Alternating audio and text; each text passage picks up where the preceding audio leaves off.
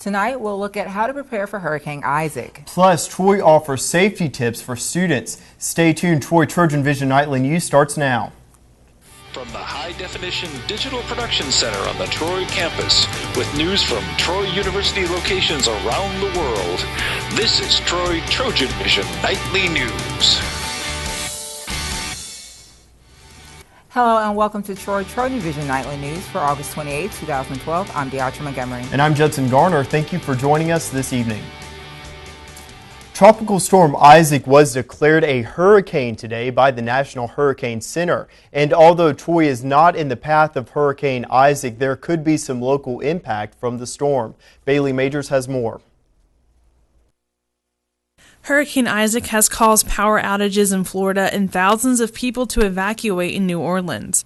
And though Pike County is out of range from the hurricane, the Emergency Management Agency is encouraging Troy residents to be prepared for severe weather. Local impacts that Pike County could face is potential isolated tornadoes, some gusty wind conditions that would come into our area. Barnes says the most likely impact for Pike County from Hurricane Isaac will be rain bands. This is not going to be a constant rain, so it will rain a little bit and then stop. We're not looking for a lot of rain. It could be as little as a half an inch to an inch. It could be as much as 2 to 3. Barnes says that Troy could possibly be under a tornado watch in the next few days. With the landfalling hurricane, these tornadoes would be different than our normal springtime tornadoes that we would face. So they would be the lower end scale of tornadoes like EF0s or EF1s.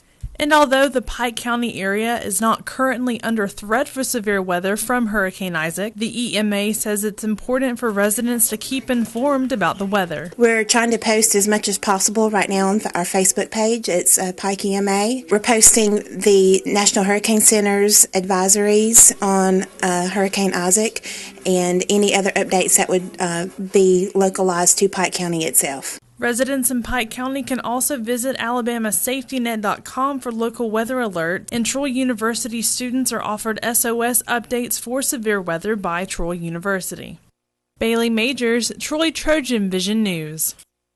Once again, you can visit the EMA's Facebook page for more weather updates for Pike County at facebook.com/PikeCoEMA. Last year, Troy University had its fair share of crimes on and around campus. Well, last night, the housing department spoke on matters to help keep this year safer than last year. You're settled into your home away from home at Troy University. So what is the first thing you plan to do as a college student? Safety procedures and information may not be at the top of many students' lists when they first get on campus. The first thing I thought about when I stepped on campus was I need to get all my stuff together. The first thing I kind of wanted to do on campus was just to get around and do like all of the activities they had, like the UAC stuff, like the movie night and all that good stuff. So yeah, safety really wasn't the first thing on my mind. Monday night, Troy University's housing department held its first campus safety meeting for this year in Claudia Crosby Theater. This was created in order to teach students about what they need to do if they or someone else is in danger. The main goal for the event was to inform everyone about the different services available for the student body and to encourage them to stay safe wherever they are on campus. We wanted to bring some things to their attention, such as fire safety and walking on campus, walking in pairs, and just knowing what services, such as counseling services, that are available to our students at no cost. Some students that attended the event learned new information. The president of Resident Hall Association states that meetings like this are held in order to reiterate the importance of safety awareness. I learned that Troy has a lot more resources than I thought it did, like counseling, and the police are so nice to help you, and they'll help you with anything that you need. They just re-emphasize that you should be in groups at all times, not only on campus but also off of campus. It's important to practice safety everywhere you go. With many newcomers on campus this year, the turnout for this event was a success, according to Burks and Pierce. I thought the outcome was amazing. We had a very large crowd tonight. I'm especially happy about that since we had some rain right before. We had a good crowd, and we want to get as much information out to our students as possible. If you could not make it to the meeting last night, there will be another opportunity tonight at 7 p.m. in Claudia Crosby Theater. Troy University students looking to volunteer in the community have the chance to find a way to do so tomorrow. Troy's Office of Service Learning and Civic Engagement will hold a volunteer fair tomorrow morning from 10 to 12 p.m. in the Trojan Center ballrooms. The fair gives students an opportunity to connect with community agencies in need of volunteers in order to help make a difference in the Troy community. Coordinator Jonathan Seeland says the fair is a good way for students to find a way to help. It's come in and spend as little time or as much time as possible. There's 14 agencies that'll be at the fair, and you can just walk around, talk to representatives who can tell you about their organization, some of the needs that they have, and you can get connected to ways that you can make a difference. And so it's just a series of conversations that you'll have with different leaders from organizations. Once again, the volunteer fair is tomorrow from 10 a.m. to 12:30 p.m. in the Trojan Center ballrooms. Seeland says 14 different agencies are scheduled to attend. And now taking a look at news from around the state. In Montgomery, Alabama's Governor Robert Bentley lifted mandatory evacuation orders as Hurricane Isaac approaches. Bentley lifted mandatory evacuation orders covering portions of Baldwin and Mobile counties based on updated forecast models, and the National Hurricane Center lifting the warning in effect for the Alabama coast. In Leroy, it's been a long couple of days for Washington County farmer Rod Richardson as he and his workers scrambled to pick 250 acres of corn ahead of Isaac's arrival. Richardson says it's important to get the crop picked before the stalks are blown to the ground and the corn ruined. And also in Montgomery, a casino lobbyist and a former legislator who pleaded guilty in Alabama's gambling corruption case are now in federal prison. Lobbyist Jared Massey reported yesterday to the minimum security prison camp at Maxwell Air Force Base in Montgomery. Former State Representative Terry Spicer of Elba reported to the minimum security prison camp in Marion, Illinois. And still to come on TrojanVision Nightly News, the Trojan soccer team is preparing this week for their own tournament. Justin McNeely has more of that in sports. But first, people are bracing for Hurricane Isaac. We'll have that story and more after the break. It's Hurricane Isaac now, and it's heading straight for New Orleans, putting the city's new storm protection system to the test. I'm Karen Brown in New Orleans, and coming up, we'll have the very latest. In an instant, everything we know can be taken away. I'm John LaRoquette, and as an actor, I've made a career on TV and performing on the Broadway stage. But is that what matters most? If I was suddenly disabled and couldn't take steps, couldn't I still act? Only abilities matter. Visit Kessler Foundation on Facebook and tell us your abilities. And go to KesslerFoundation.org, where only abilities matter.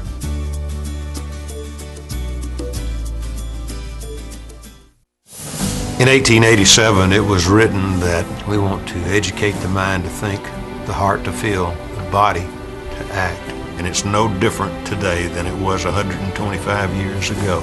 Some things never change. The mission of this university is to prepare leaders who are going to go into the communities and make a difference. And I think it's within that culture of caring that excellence is found. Troy University, in class, online, within reach. Troy.edu. From the high-definition digital production studios of Troy University, you're watching the award-winning TrojanVision Nightly News. And now for a look at what's happening across the nation and around the world, we'll go to Deatra Montgomery at the Global News Desk. Deatra? Thanks, Judson. Isaac is now a Category 1 hurricane, bearing down on the Gulf Coast and backing winds of 75 miles per hour. From Texas to Florida, residents are boarding up and thousands of people are evacuating. Karen Brown is in New Orleans on the eve of the 7-year Katrina anniversary. Isaac's rain is pelting the Gulf Coast shoreline as the nearly 400-mile-wide hurricane begins its slow crawl onto land. But a Category 1 at this strength, from 85 to 100-mile-an-hour winds with 125 miles an hour of gust, is plenty big enough to put a big hurt on you. The massive storm could bring up to 20 inches of rain and a 6 to 12-foot storm surge.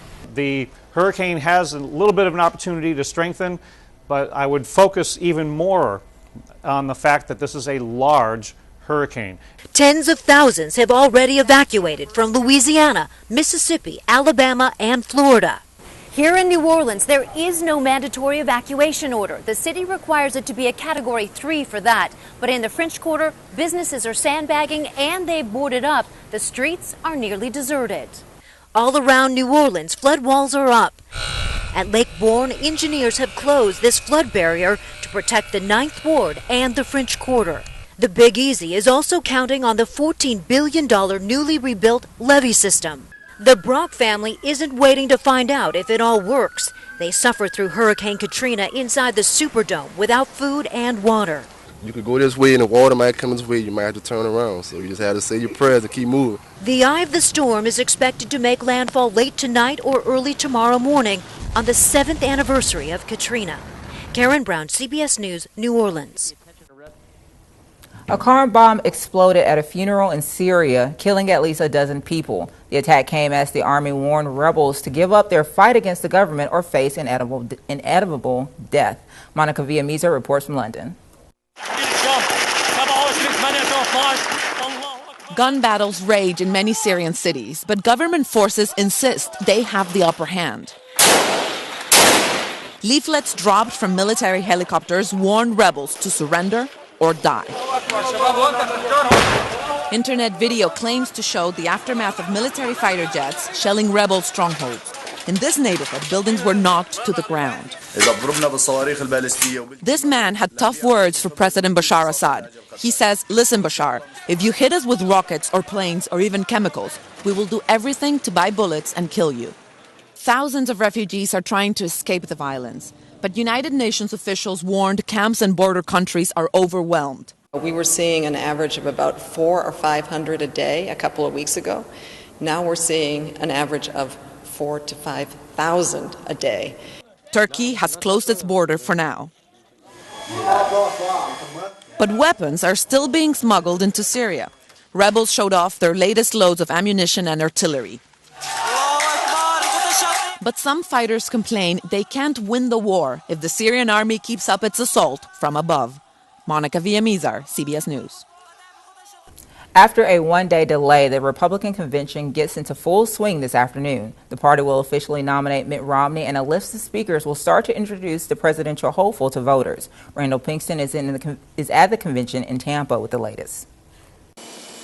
Mitt Romney and his family arrived here in Tampa for the first full day at the Republican National Convention. This convention will come to order. Chris Christie will give the keynote address tonight.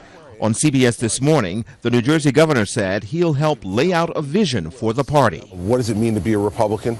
And what will that mean over the next 4 years after Mitt Romney and Paul Ryan are elected? What will Republican governance look like? And what will it mean for the people of our country? A new CBS News poll shows the presidential race is a dead heat. President Obama holds a 1-point lead among registered voters, but 32% of those polled say they don't have an opinion or don't know enough about Mitt Romney. The Republican National Convention will work to change that. And Romney will help introduce her husband to the country when she speaks here tonight. I've never given a speech like this before, but I'm excited. You will see that my speech is heartfelt. She will also work to win over women voters. The CBS News poll gives President Obama a 10-point advantage among female voters. Barbara Ajema, a Romney supporter from Michigan, says it's the media that has made the gender gap an issue. Governor Romney's done a great job. I just think he's been painted with the wrong brush. And I think he's very likable. Republicans are squeezing their message into 3 days because of yesterday's weather delay. High on the agenda today, officially nominating Romney and his running mate, Paul Ryan. Randall Pinkston, CBS News, Tampa. And that wraps things up from the Global News Desk. To see more stories from across the country and around the world, you can tune in to Troy TrojanVision Global News right after Nightly News. Now, back to you, Jetson. Thanks, Deatra. And now Justin McNelly joins us for a look at sports. So, Justin, obviously, weather can have a great impact on sporting events. Will any Trojan sports be affected by Isaac? Well, luckily for us Trojan fans, the games that are taking place this week won't take place until Friday or later, such as the volleyball, soccer, and even the football team. But I'll get to that right here in sports. Okay. Rivalry games are what define college football. They can make or break a team's confidence for an entire season. And for the Trojans, they do not have to wait long for theirs as they face the UAB Blazers in Week 1. In the past 2 meetings, each decided by 1 point, this rivalry game has lived up to its hype. In 2010, you had UAB's infamous yet controversial Hail Mary touchdown pass as time expired. And in 2011, Troy was down by 9 in the fourth quarter, but used a 10-0 run in the final 6 minutes to down the Blazers. So if history is to repeat itself, we're in for another fantastic game. Head coach Larry Blakeney says that the game is important to both sides, but the Trojans need to win to get off to a great start. Well, that's a huge target game for it. It has been all along.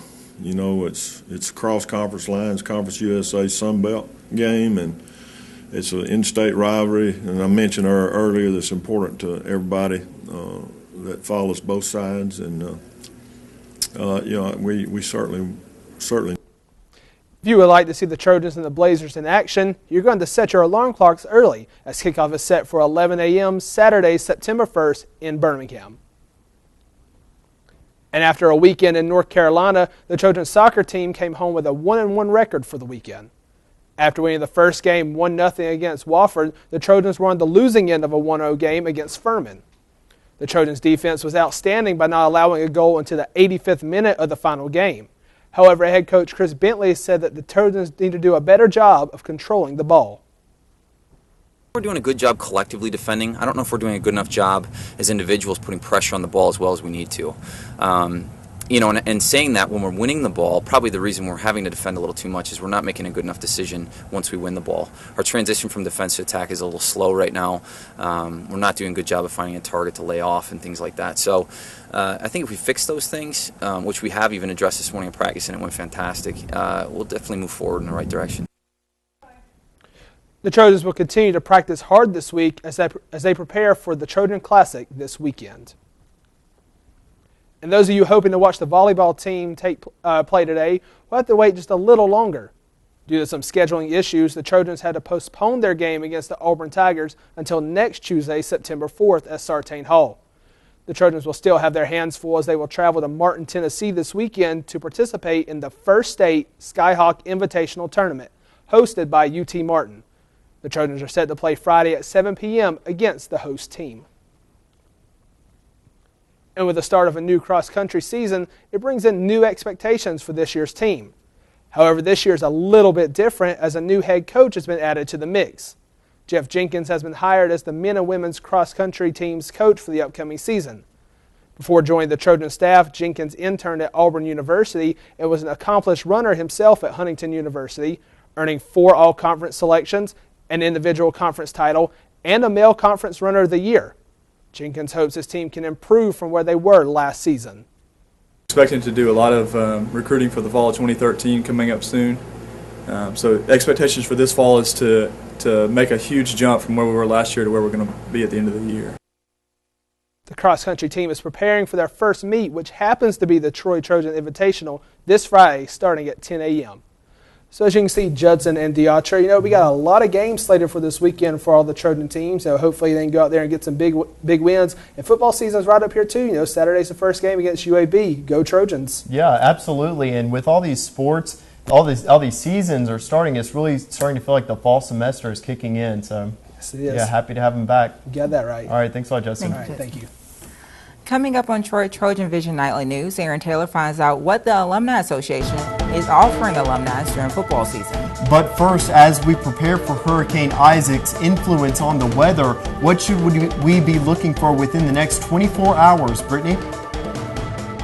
Well, we might not be experiencing as much rain as expected, but we'll have more on the weather coming up after the break. Some risks are obviously not worth taking.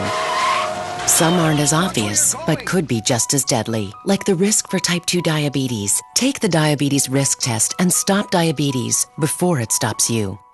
We depend on our national forests, but now they're depending on us. The Arbor Day Foundation asks for your help in replanting our national forests. Visit arborday.org. See what we're doing. See how you can help.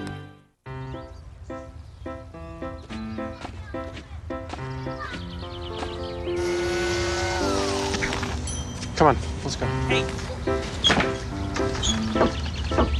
Hey, hi, what's your name? You live around here? You're pretty. Where are you guys going? Where are you going? Where are you going? Guess it's about time to get you fixed, sweetie. Your pets will start getting noticed sooner than you think. Accidental litters lead to millions killed in shelters each year. Help prevent more. Fix at month 4. From the high-definition digital production studios of Troy University, you're watching the award-winning TrojanVision Nightly News. And now Brittany Drawdy joins us for a look at weather. Well, Brittany, we have been hearing about Tropical Storm Isaac, Hurricane Isaac all through the news this week. Are we going to see any kind of indication of it coming our way?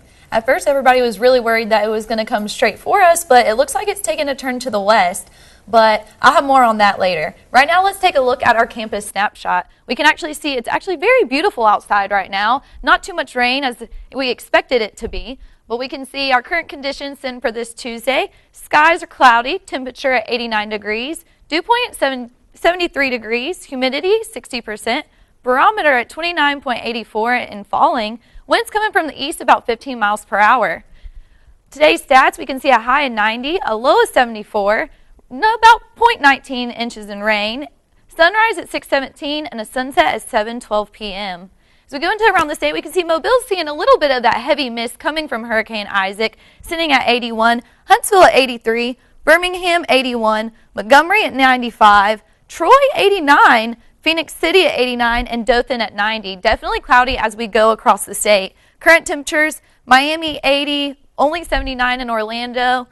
Current temperatures across the U.S., we can see definitely in the 90s, well into the 90-91 range. Going into our current surface, we can see a lot of low front here, but most our eyes been on Hurricane Isaac. As we can see, as he makes his way to Louisiana and the south of Mississippi, missing us by quite a bit. We can see right here, New Orleans will be the center of his attention, seeing 3 to 5 inches there, only looking for about an inch for us as we go into the work week. Wednesday, Thursday, Friday, and Saturday, we're going to be looking at a little bit of rain, but it's going to be clearing out as we go into the end of the work week and into our weekend. So it'll be well and nice for football season as it rolls in this weekend.